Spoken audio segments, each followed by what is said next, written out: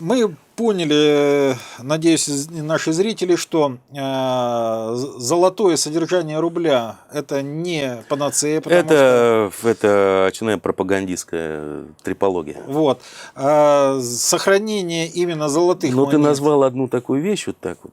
Гезелевские деньги. Гезелевские деньги. Вот это вот выход вообще для всего, по большому счету.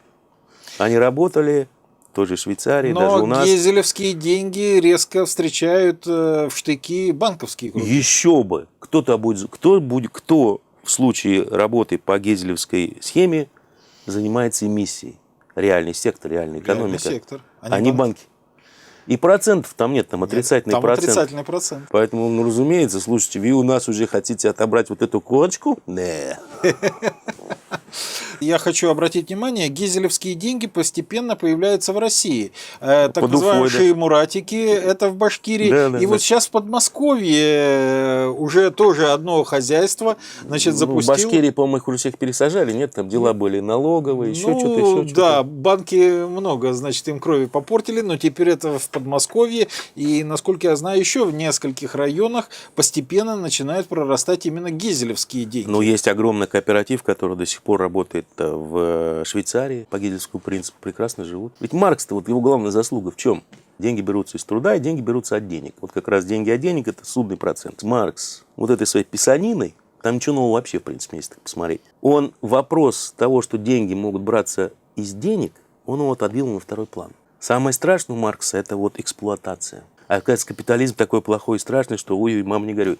А то, что он писал это на деньги банкиров, и все, скажем так, еврейское вот это образование в Европе финансировалось банкирами, все эти революционеры, он этот вопрос так задвинул. Вот его главная заслуга, что никто даже не задумывался долгое время, что деньги могут браться из денег. Все зло в капитале, то есть в чем?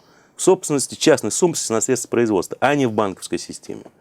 И что мы сейчас видим, что на самом деле зло-то основное, но не в частной собственности, а в банковской системе. Даже в своей лекции, вот, которую читал в 2009 году, я как раз и показывал, что существуют разные виды формул для разных секторов экономики. Для реального сектора это деньги, товар, деньги. Для финансового это деньги, деньги прим. Где за счет нормы резервирования в 10%. Или 0. Или 0, да. За счет банковского мультипликатора норма прибыли составляет 1000%. Да, именно так. Но есть еще и более доходные. Это так называемые inflation деньги, которые, грубо говоря, генерирует ФЕД. То есть записывая нолики и единички на счетах в компьютерах. Да. Это самый доходный бизнес. Но часто бизнес у них накрылся, потому что у них мультипликатор федерализованной системы меньше единиц. Поэтому они супердоллары впрыскивают в систему, а она не крутится. Хорошо, китайская схема, когда судный процент… А что китайская? Точно такая же, ну сидит там… Контролирует, и что хорошего? Присваивает государство, то есть не какие-то частные банки.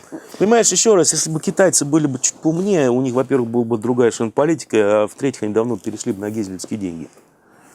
Ведь в чем прелесть гезелевских денег, что когда экономика ускоряется, увеличивается эмиссия, когда экономика замедляется, автоматически снижается эмиссия. Поэтому кризисы перепроизводства все равно будут. Они просто не будут такими доведенными до абсурда. И экономика будет более эффективна. Понимаешь, не будет этих дебильных девелоперских проектов везде. Ну, например, да, не было бы этих безумных городов-миллионников пустых в Китае, этих огромных скоростных железнодорожных трасс, которые идут, где скоростные поезда ходят пустыми, которые идут в никуда. Этого бы не было, понимаешь, потому что это никому не нужно, а, соответственно, ты не можешь отбить инвестиции. Но там есть же, как ты правильно сказал, 7 банков, которым из Политбюро сказали: ребята, у нас рост запланирован ВВП на 8%. Кто не выполнен, того кастрируем. И вот они сидят, рисуют каждый, грубо говоря. Это тоже извращенная система. Сейчас эта система, на самом деле, слетает, этот локомотив мировой экономики, он называет, он слетает с рельс. Поэтому это не выход из ситуации. Нужно менять систему вообще эмиссии денег. И единственная система – это гезелевские деньги.